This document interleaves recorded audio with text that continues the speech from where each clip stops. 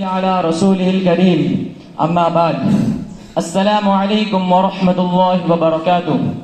Respected President, honorable teachers and dear friends, today I am very happy to have the opportunity to express my thoughts on this auspicious occasion of Independence Day. This day is very important for every Indian.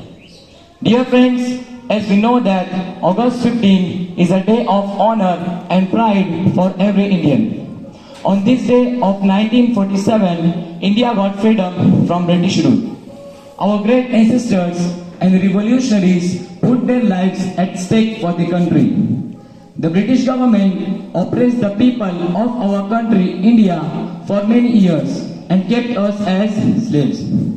Friends, many great personalities were born in our country who lost their lives for the country and willingly sacrificed for the country. There were many freedom fighters like Tipu Sultan, Hussain Ahmad Madni, Pandit Jawaharlal Nehru, Gandhi ji, etc., who contributed to the independence of India and freed the country. Dear friends, today our country is moving towards progress in every field.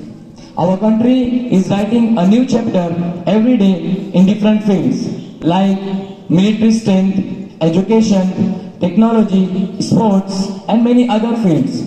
But some people want to destroy the communal harmony of the country for their own benefits, which harm and hinder the progress of our country.